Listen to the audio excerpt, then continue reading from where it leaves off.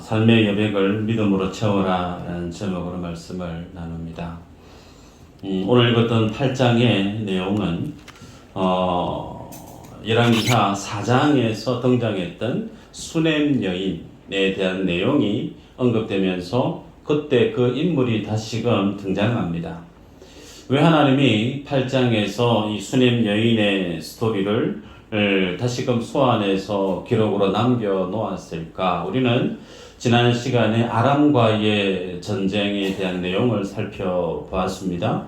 한 주를 건너뛰었기 때문에 기억이 나실지 모르겠지만 아람이 이 사마리아 성을 포위했었죠. 아사 작전을 펼쳤고 그 아사 작전은 적중했습니다. 그래서 사마리아 성 안에 있었던 이스라엘 사람들이 자신의 자식을 잡아서 먹어야 되는 그런 참담한 일들이 있었을 뿐만 아니라 여호람 왕은 엘리사의 그 믿음의 방향성을 정면으로 반대해서 그를 죽이려고 했던 일들이 있었어요. 그래서 믿음을 떠났고 시련과 고통 속에서 그 믿음을 떠나버렸던 그들의 무너진 모습 앞에 오늘 하나님은 수넴 여인의 스토리를 통하여서 어떻게 하면 쓰러지고 넘어졌던 그 믿음의 모습에서 다시금 하나님의 사람으로 회복되어질 수 있는지에 대한 관점으로 그러한 목적으로 수넴 여인을 본문 속에 소개하는 것을 보게 됩니다. 1절에 보면 엘리사가 하나님으로부터 받은 계시를 수넴 여인에게 알려줍니다. 내용은 7년 동안 이 땅에 기근이 있을 것이다. 그렇게 주님으로부터 계시를 받고 그 이후에 그 기근에 대한 내용을 수넴 여인에게 알려줍니다. 그러면서 이 땅에 기근이 있으니까 이제 기근을 피할 수 있는 다른 곳에 가서 지낼 수 있도록 하라고 언지를 주죠. 그에 대한 반응이 2절에 소개되기를 여인이 일어나서 하나님의 사람의 말대로 행하여 그의 가족과 함께 가서 블레셋 사람들의 땅에 7년을 우거하다가 그랬습니다. 여러분이 1절을 읽으셨고 2절을 읽으셨어요. 1절, 2절을 읽으시면서 반드시 기억하셔야 될 내용은 수넴 여인이 이스라엘을 사마리아를 벗어나서 블레셋 땅에 갔던 그 시점이 기근이 땅에 임해서 갔느냐 아니면 기근이 오기도 전에 그의 귀에 들린 대로 하나님의 말씀을 듣자마자 바로 블레셋 땅으로 갔느냐, 이 부분은 중요한 기준이에요. 어떤 것일까요? 네, 양 목사께서 설명하겠습니다. 한번 생각해 볼까요? 여러분, 만약에 기근이 와서 그 삶을 정리하고 다른 나라로 가는 것은 좋게 이해가 돼요. 거기에는 그다지 믿음이라고 하는 요소가 동원되어질 필요가 없어 보입니다. 그러나 오늘 이 본문의 수넴 여인은 그 기근이 임하기도 전에 엘리사로부터 기근이 그 땅에 임할 것이다. 무려 7년 동안 그 내용을 듣자마자 바로 블레셋 땅으로 이전했던 모습을 유추해 볼 수가 있습니다. 여러분이 한번 여쭤볼까요? 하나님의 말씀에 따라서 지금의 상황을 바로 정리정돈하고 이사가는 것이 좋을까? 아니면 비록 하나님의 말씀이 기근이 온다고 말씀을 들었지만 정말 기근이 오는지 상황을 그 추이를 지켜보고 혹은 주위 사람들과 함께 논의도 해보고 의견의 중지를 모아서 적절한 때가 오면 그때 옮기는 게 좋을까요?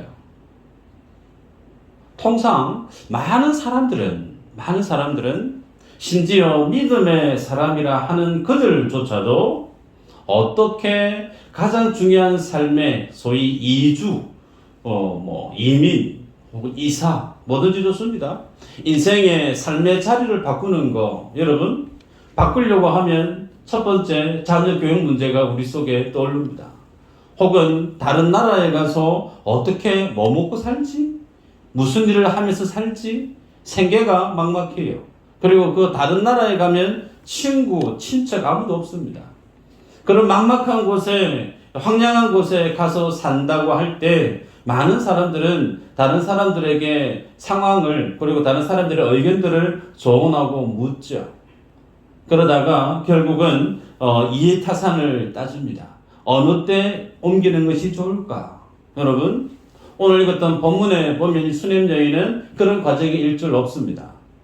엘리사로부터 전해 들었던 기근에 대한 내용을 듣자마자 바로 짐을 싸서 삶의 터전을 정리하고 급히 블레셋으로 갔음을 추정하게 되고, 성경에 보면 이 수냄 여인과 정반대의 위치에 있는 사람도 있습니다. 그 여인이 누굴까요? 창세기 보면 룻의 아내죠. 여러분, 천사가 알려주었습니다. 이 땅에, 소돔과 고모라 땅에 하나님의 불심판이 임할 것이다. 그 내용을 전해 듣고 심지어 불심판이 행해지고 있는 그 시점, 그 과정 속에서 롯의 아내는 어떻게 해요? 뒤돌아보지 말라고 그랬는데 뒤돌아봤단 말이에요. 왜 뒤돌아봤을까요?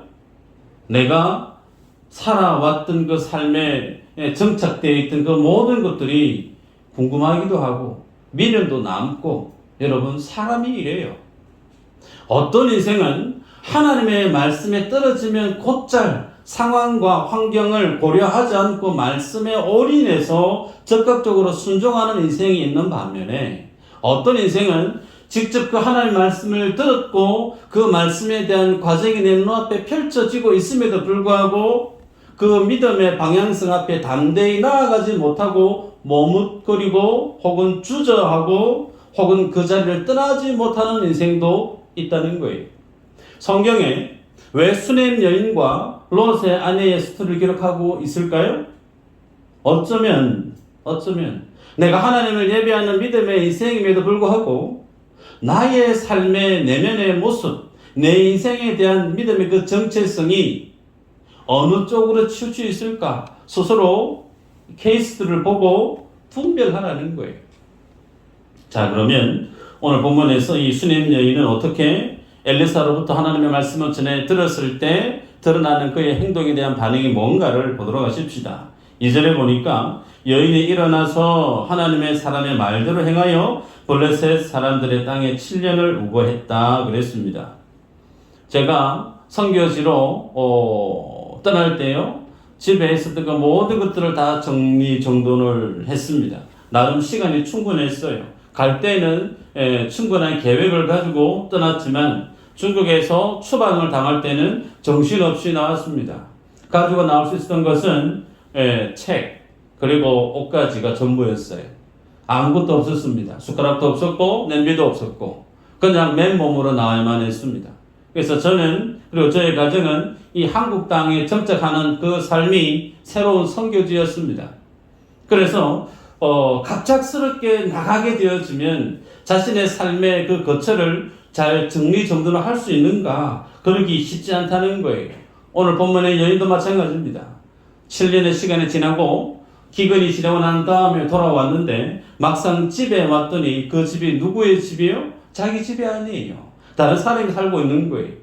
본인의 전토가 있습니다. 밭이 있습니다. 땅이 있는데 그 땅도 자기 땅임에도 불구하고 그 땅이 다른 사람이 경작하고 있는 거예요. 내 것이라고 얘기를 해도 달리 그것을 돌려받을 방법이 없는 겁니다.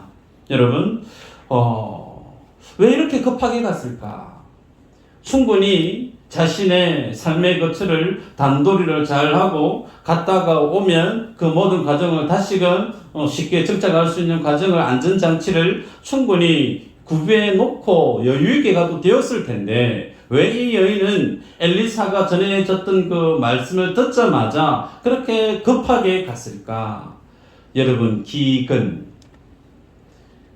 7장에서 아람 사람들에 의해서 사마리아 사람들이 기근이 심했습니다. 먹거리가 없었습니다. 심지어 자신의 자녀를 삶아서 먹는 참담한 일이 일어나기까지 이스라엘 사람 속에 자리하고 있는 기근이라고 하는 그 데미지, 그 트라우마는 상당히 있을 거예요. 그래서 기근이란 말이 떨어지자마자 바로 짐 싸서 블레셋 땅으로 갔을 여인의 모습을 좋게 짐작할 수가 있습니다. 그래서 우리는 기억해 볼 때 정말 삶의 거처를 옮기는 것이 쉽지 않은 결정임에도 불구하고 그 여인이 급하게 삶의 자리를 옮길 수 있었던 그 근거는 상황, 환경, 다른 사람의 어떤 이야기 전혀 고려하지 않고 이 여인은 어떻게 해요? 그의 귀에 들리는 대로 하나님의 말씀에 올인했던 모습을 보게 돼요. 그래서 2절에서는 그렇게 기록하죠. 하나님의 사람의 말대로 행하여. 하나님의 사람의 말대로 행하여. 여러분, 오늘 본문에서 주님 우리에게 이렇게 도전합니다. 내 인생의 여백을 하나님의 말씀으로 채울 것을 도전해요. 한번 따라 할까요? 내 인생의 여백을 하나님의 말씀으로 채우자. 여러분에게 질문을 던집니다. 내 인생의 어떤 큰 중요한 결정을 해야 될 순간이 올 때 여러분들은 그 중요한 결정과 그 선택을 어떻게 하십니까? 그 기준이 뭐예요? 특히 성도는 예배드리고 기도하면서 하나님 주시는 내게 분명한 말씀이 있을 때 혹은 성령의 분명한 내 안에 뜨거운 감동이 있을 때 성도는 이 하나님의 뜻이다. 여기에 온전히 순종해야지.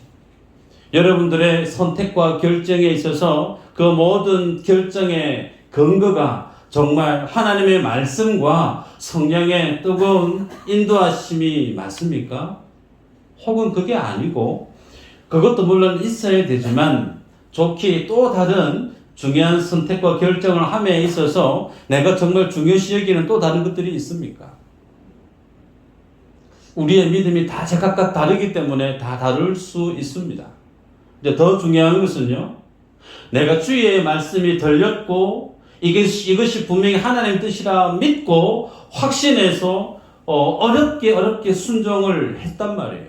근데 그렇게 어렵게 주의 말씀을 따라 순종을 한 결과가 정말 내 인생에 플러스가 되고 정말 좋은 유익이 되고 정말 기쁨의 좋은 결과가 내 속에 드려지면 그것은 정말 감사한 일이죠. 그런데 정반대의 일이 일어났다면 어떨까요? 하나님의 말씀에 따라 내가 순종했는데 성령의 감동에 따라 내가 적극적으로 앞뒤 재지 않고 하나님의 진리의 말씀인 줄 알고 내가 순종했는데 그 순종의 결과가 정말 내 인생이 나락으로 떨어지는 삶의 결과를 대면하게 되어질 때 과연 그 인생이 하나님의 말씀 앞에 순종했던 그 선택을 후회하지 않을 수가 있을까? 여러분, 오늘 본문의 이 여인은 하나님의 말씀을 들었고 그 말씀대로 순종했고 그 순종의 결과가 뭐죠? 블레셋 땅에서 7년 기근을 피했다가 돌아왔는데 그 기근을 경험하는 다른 땅에서의 그 7년의 삶도 좋기 편안한 삶은 아니었을 거예요. 타국에서 새롭게 삶을 뿌리를 내리는 것은 좋기 힘들었을 겁니다. 기근을 견디는 것만큼은 아니었을지 몰라도. 그리고 본문에 유심히 보시면 블레셋 땅에 들어갈 때 성경은 어떻게 기록하고 있느냐면 2절에 그의 가족과 함께 가서라고 기록되어 있죠. 그런데 갈 때는 가족과 함께 갔어요. 그리고 올 때는요, 7절에 보면 7년이 다함에 여인이 돌아왔다라고 기록되어 있습니다. 갈 때는 가족들과 다 같이 갔고 올 때는 여인이 돌아왔다. 여러분, 이 문맥에 있어서 여러분 특이점을 발견하실 수 있겠어요? 갈 때는 가족들 같이 갔어요. 아들도 갔고 자기 남편도 갔고 같이 갔다는 거예요. 그런데 돌아올 때는 여인이 돌아왔대요. 그리고 우리가 읽었던 본문에 보면 이스라엘의 왕 앞에 나아가서 자신의 재산 반환 청구 소장을 내는데 그 소장을 내는 장본인이 누구예요? 이 여인이에요. 남편은 어디서 뭐하고 있을까요? 남편이 없기 때문에 그래요. 남편이 없었기 때문에 여인의 몸으로 이스라엘의 왕을 대면하고 자신의 재산 청구 반환 소송을 직접 왕을 대면하고 있는 이 여인의 모습을 볼 때 우리가 짐작할 수 있는 것은 블레셋 땅에서의 7년의 삶을 사는 날 동안 그의 남편이 죽었다는 거예요. 그렇기 때문에 기근을 피해서 7년을 살았던 그 삶이 녹록한 삶은 아니었습니다. 힘들었다는 거예요. 가슴 아픈 일들을 경험했다는 거죠. 그렇게 말씀에 따라 순종한 결과가 그 땅에서 평안하고 기쁘고 유의자적하는 삶이 아니라 정말 가장 가슴 아픈 일을 경험하고 돌아왔는데, 돌아와서 막상 보니까 더 황당해요. 내 집이 아니에요. 내 전토가 내 것이 아니란 말입니다. 말씀을 순종한 결과가 이 여인에게 있어서는 더욱더 침울하고 더욱더 불행의 나락으로 떨어져 있는 이 여인의 스토리가 오늘 성경에서 우리에게 놀라움을 제시합니다. 여러분, 이 모습을 보면서 우리가 알아야 될 내용이 한 가지가 있습니다. 6절 이후로 보면 왕이 누구와 대면을 하고 있느냐면 엘리사와 대면하고 있는 것이 아니라 게하시라는 인물과 대면하고 있어요. 게하시는 선지자 엘리사의 사환이었죠. 그러면서 묻기를 엘리사 선지자가 행했던 큰 일들에 대해서 묻습니다. 여러분, 엘리사가 행했던 큰 일에 대해서 물으려고 하면 엘리사 부르면 되잖아요. 그런데 엘리사를 부르지 않고 게하시를 불렀다는 거예요. 왜요? 엘리사가 없기 때문에 그래요. 역사학자들은 이 시기에 선지자 엘리사가 죽었을 것이다 라고 추정을 합니다. 저도 그 주장에 동의를 하는 바입니다. 왜? 기근을 떠나서 돌아왔는데 집과 전토가 내 것이 아니라고 하는 큰 상처를 안고 인생의 큰 문제를 안고 가장 먼저 이 여인이 달려갈 법한 인물은 누굴까요? 엘리사죠. 근데 엘리사와의 미팅에 관계된 내용이 나타나지 않습니다. 그리고 엘리사에게 자신의 어려움을 얘기하면 우리가 앞서 4장에서 보았습니다. 엘리사가 왕이나 고위 관력주들에게 어려움 필요한 것들 내가 다 얘기해 주겠다라고 얘기했던 것처럼 엘리사가 좋게 임금에게 나아가서 그 여인의 어려움을 대신 얘기할 수 있는 상황이 됐음에도 불구하고 엘리사가 없으니까, 남편이 없으니까 이 여인이 직접 여인의 몸으로 자신의 재산 반환 청구 소송을 왕 앞에 직접 들고 가고 있는 모습을 보게 되죠. 가장 믿었던 영적인 지도자 엘리사도 죽고 없어요. 믿고 의지했던 남편도 없습니다. 말씀 순종해서 떠났더니, 그리고 다시 돌아왔더니 집도 밭도 다 내 것이 아니래요. 여러분, 이 상황 속에 떨어지게 되어지면 한 번쯤 고민하게 될 겁니다. 예수님 믿고 신앙생활하고 말씀대로 순종하면 만사 형통인 줄 알았는데 만사가 불통이라는 거예요. 여러분에게 여쭤봅니다. 속으로 답해 보시길 바라요. 예수님 믿으면 만사 형통인가요? 예수님 믿으면 만사 형통이에요? 하나님 앞에서는 만사 형통 맞습니다. 그러나 내 인생에서의 기준으로 보면 만사 형통 아니에요. 하나님의 관점에서 하나님이 우리의 인생의 주인 되어 주셔서 우리의 삶을 드라이브 하시고 인도해 가실 때, 하나님의 관점에서 내 삶을 바라보실 때는 믿음으로 행하는 그 모든 일들은 하나님의 뜻에 부합된 일이기 때문에 만사 형통 오케이예요. 그러나 하나님의 관점과 상관없이 나의 생각, 나의 계획대로 바라보면 그것이 모두 만사 형통이라 할 수 있는가도 성경은 그런 것을 바른 신앙이라고 말씀하지 않습니다. 여러분, 한국 땅이 조선시대에 복음이 들어왔을 때 각 20살 넘은 선교사님들이 태평양을 건너 한국에 왔어요.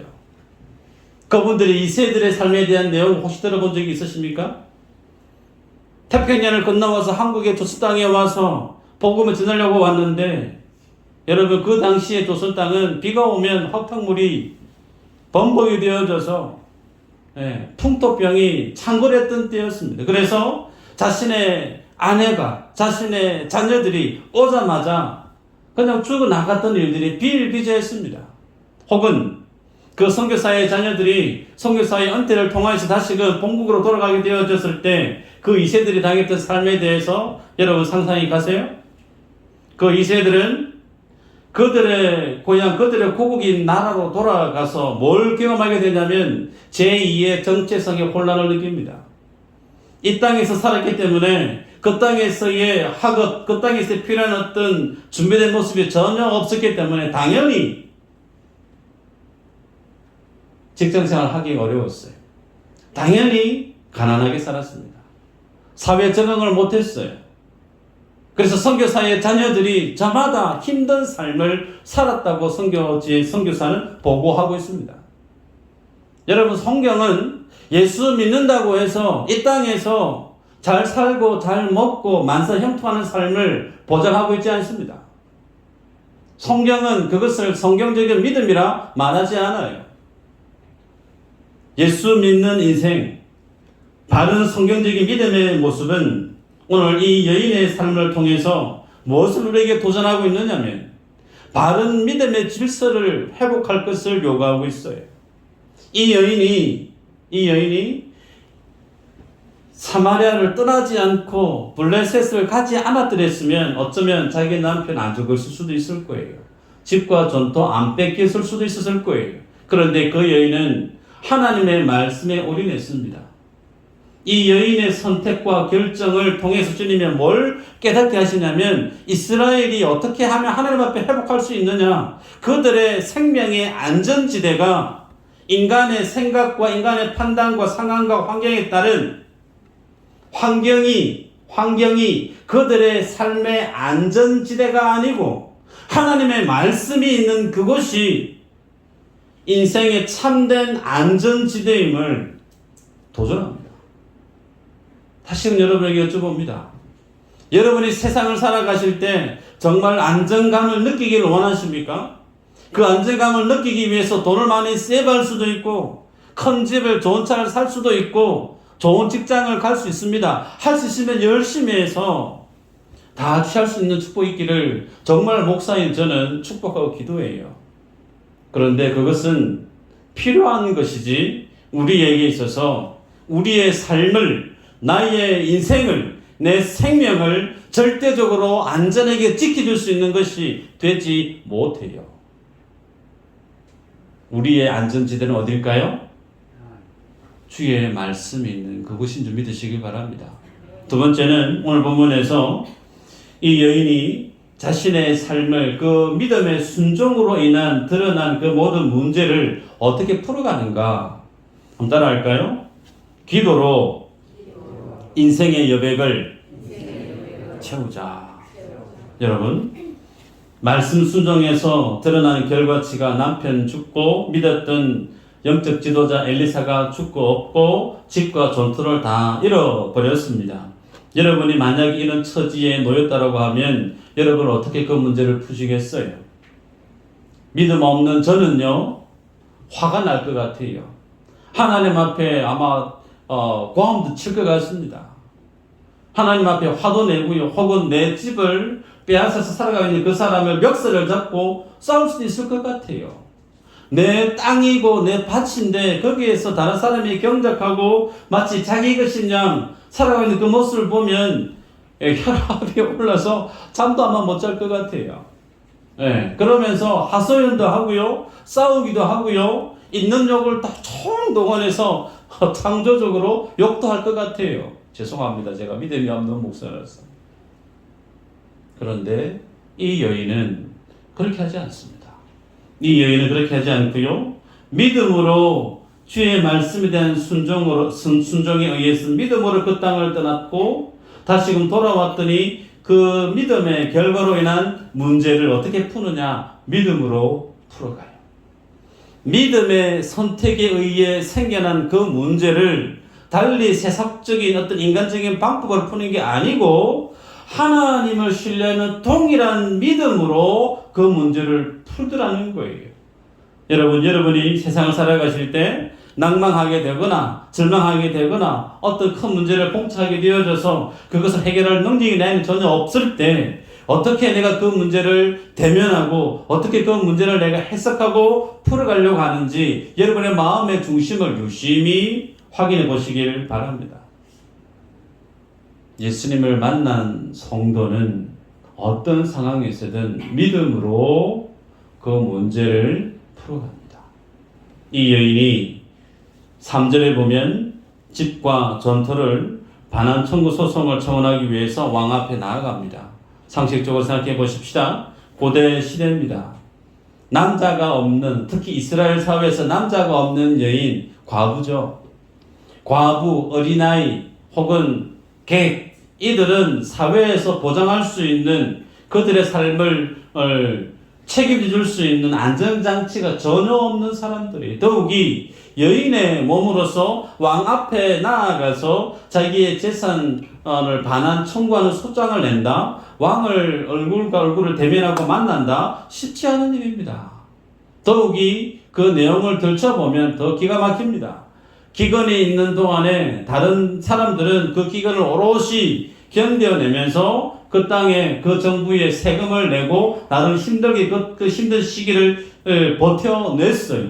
그런데 이 여인만은 어떻게 해요? 기근이 임했던 그 기간 동안에 내 혼자 살기 위해서 어쩌면 블레셋 땅에 가서 피하다가 잘 살다가 왔어요.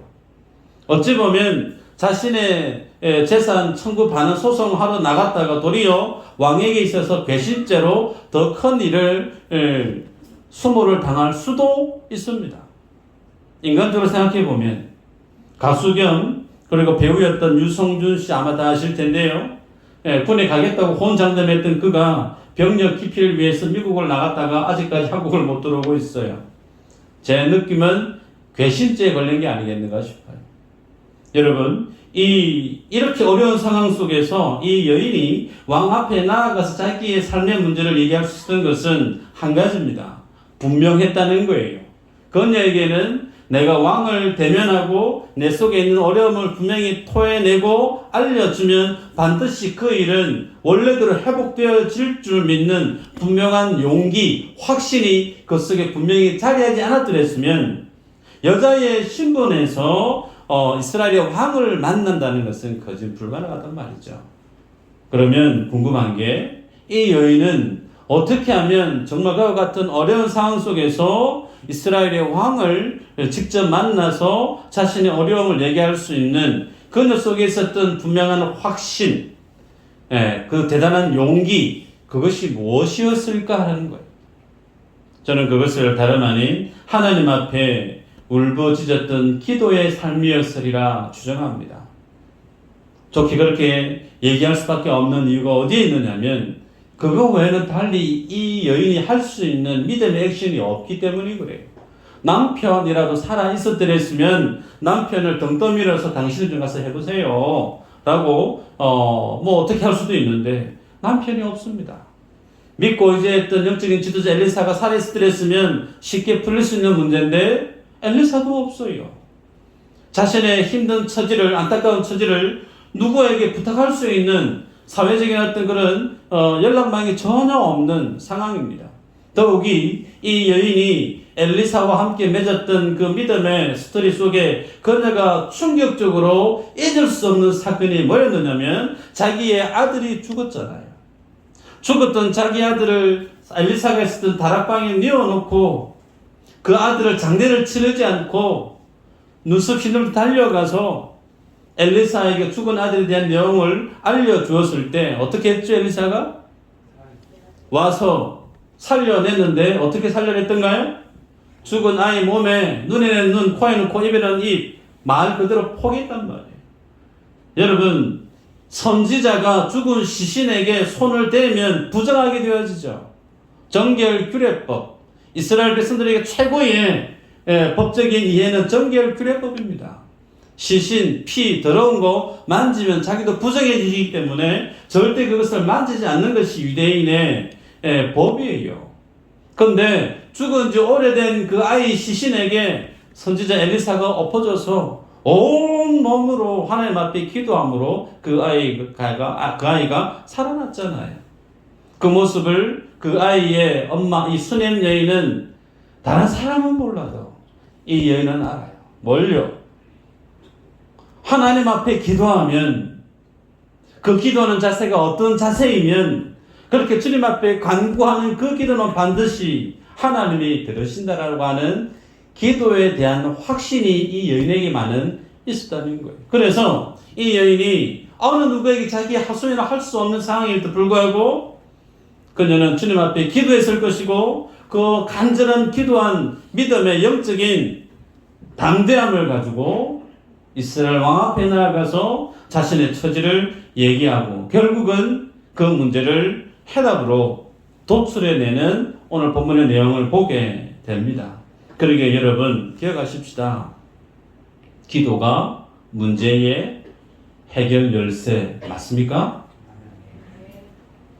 너무나 익히 많이 들었던 내용이라 식상하시죠? 그런데 사실입니다. 그럼에도 불구하고 더 놀라운 사실은 그렇게 기도하는 한국 교회의 성도들이 많은가? 예전에 비해서 많지 않은 것 같아요. 밤을 살고 새벽을 살고 눈물 콧물 쏟아가면서 하나님 앞에 가슴을 찢고 통에 자복하고 그렇게 절절하게 주님 앞에 기도하는 기도에 몸부림치는 교회가 여러분 통영에 과연 몇 교회나 있을까요? 우리 교회를 포함해서 몇 교회나 있을까요? 많지 않습니다. 기도가 문제 해결의 열쇠임을 우리는 다 공감하고 이해하고 있는데 그 기도의 삶을 사는 것과는 별개예요. 이 모습을 주님이 이스라엘 백성들에게 요구하고 있는 겁니다. 동일하게 이 모습을 오늘 나에게 주님이 도전하고 있어요. 여러분 기도해 보시길 바랍니다.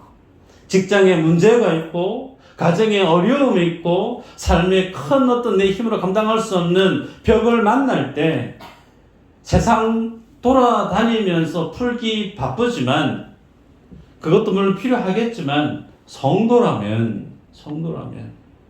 교회에 불 꺼진 교회에 와서 손수건 하나 들고 화장지 하나 들고 간절하게 한번 기도해 보세요. 그 기도를 경험하고 내 기도를 들으시는 하나님을 만나야만이 그분은 세상의 그 모든 시련들 너끈히 이겨낼 수 있는 영적인 면역력이 영적인 권력들이 장착이 됩니다. 이게 없으니까 어려움을 만날 때마다 끈끈마다 넘어지는 거예요. 마지막으로요. 그렇게 주님 앞에 기도했을 때 어떤 일이 일어나는가 볼까요? 이 여인이 4절에 보면 그때에 왕이 하나님의 사람의 사원 게하시와 서로 말하며 이르되 너는 엘리사가 행한 모든 큰 일을 내게 설명하라 하니. 여러분 갑작스럽게 왕이 게하시를 불러서 엘리사가 행했던 큰 일에 대해서 묻습니다. 그리고 그 큰 일에 대해서 게하시가 왕에게 얘기를 쭉 합니다. 엘리사가 행했던 놀라운 기적들 쭉 설명하고 있는데 그리고 이제 얘기하는 순서가 무슨 내용이냐면 엘리사가 기도를 해서 여인이 자식이 없었는데 자식을 얻게 했고 그리고 그 아이가 죽었었는데 엘리사가 기도함으로 그 자식이 살아났어요 라고 하는 얘기를 이제 막 하려고 하는데 그 게하시 앞에 누가 나타났느냐? 이 수넴 여인이 짠 나타난 거예요. 세상에. 한 자리에 왕이 있었고 게하시가 있었고 이 여인이 있었어요. 그리고 이 만남의 자리의 중심 주제가 뭐였느냐면 이 수넴 여인에 대한 스토리입니다. 여러분 이스라엘의 왕은 믿음의 왕이 아니에요. 우리가 알고 있는 것처럼 그다지 하나님 앞에 열심히 기도하고 있는 그런 사람은 아닙니다. 그런데 왜 하필 그날에 엘리사가 행했던 큰 일에 대해서 궁금했을까요? 그리고 게하시는 우리가 알고 있습니다. 문둥병이 발해서 하나님의 역사에서 제외되었던 인물인데 어찌된 일인지 오늘 본문에서 이 게하시는 몸이 깨끗하게 치유가 되었던 것 같아요. 그리고 나서 왕이 엘리사가 죽고 없으니까 게하시를 불러서 얘기를 하고 있는 그 상황 속에 이 여인이 짠 나타난 겁니다. 그리고 이 여인에 대한 스토리를 다 듣고 확인하고 묻자 이 여인이 그 내용을 다시금 설명합니다. 그 얘기를 다 듣고 난 다음에 왕이 어떤 내용을 언급을 합니까? 한 사람을 정합니다. 소위 이 여인이 얘기하는 재산 반환 청구 소송에 대한 소장에 대해서 그것을 담당할 만한 특별위원장 한 사람을 꼽고 그의 집과 전토를 다 돌려줄 뿐만 아니라 그 여인이 집을 떠나서 기간 동안에 갔다가 돌아오는 기간 동안에 밭에 있었던 그 소출에 대한 것까지도 다 소급해서 다 돌려줄 것을 명령하는 내용이 오늘 본문에 소개됐죠. 여러분 이 내용이 우연일까요? 우연히 이 여인이 소장을 들고 갔는데 우연히 그 앞에 전혀 뭐 문둥병이 들어서 살았는지 죽었는지조차 알 수 없었던 게하시가 몸이 건강해져 있고 그 순간에 자기 앞에 서 있고 이스라엘 왕이 그 내용을 궁금해서 묻고 있고, 여러분 이 내용이 그냥 우연일까요? 그건 그럴 수가 없겠죠. 뭘 보여주고 있느냐? 이 여인의 삶을 책임지는 이가 누구냐라고 좀 보여주고 있는 겁니다. 기억하십시다. 하나님 우리에게 말씀을 주실 때 성도는 믿음으로 순종해야 됩니다. 그리고 그 믿음으로 순종한 결과가 내 기대와 내 생각과 전혀 상반된 더 안 좋은 결과가 비록 떨어진다 할지라도 그 속에서도 뭘 잊지 말라는 거예요. 믿음을 잃지 말라는 겁니다. 믿음의 기도를 잃지 말고 그 상황 속에 하나님 주신 말씀을 잊지 말고 담대하게 말씀 붙들고 믿음 붙들고 그 삶의 현실 속에 맞부딪혀 보라는 거예요. 그럴 때 비로소 하나님이 내 인생을 책임져 주시는구나 경험하게 되는 거예요. 성경은 우리에게 생명과 생존에 대해서 얘기할 때 무엇을 주님 우리에게 가르치기를 더 1순위로 원하시는가? 생존이 아니에요. 생명입니다. 기억하시길 바랍니다. 주님 우리가 얼마나 많은 돈을 가지고 살아가고 큰 집에서 살아가고 많은 것을 누리고 물론 우리에게는 중요하지만 주님 우리에게 갖는 관점, 하나님의 사람 속에 정말 예수의 생명이 있는가? 이걸 주님이 주기를 원하세요. 예수 생명 없이 예수가 누군지 전혀 모르면서 살아가는 그 모든 세상의 금은보화는 의미 없는 거예요. 주님은 지금 이 여인을 통해서 믿음의 삶을 살아갈 때 그녀의 삶의 생명을 책임지는 이가 하나님임을 그녀의 삶의 한 단면을 통해서 이스라엘을 가르치고 오늘 우리를 가르치고 있어요. 여러분이 주어진 생을 살아가실 때 꼭 기억하십시다. 이 믿음의 길을 걸어가실 때 주의 말씀에 대해서 말씀에 대한 기도를 통해서 내 삶들 속의 현실의 벽을 만날 때 믿음으로 한번 부딪혀 보십시오. 믿음으로. 세상적인 방법으로 계산하고 이리저리 도망다니지 마시고 믿음으로. 그 삶을 살아낼 때 비로소 하나님이 정말 나의 하나님을 믿음으로 그 믿음의 권세와 그 믿음의 권능, 그 믿음의 기쁨을 자랑하고 맛보고 경험하는 우리 모두가 되기를 주의 이름으로 축복합니다.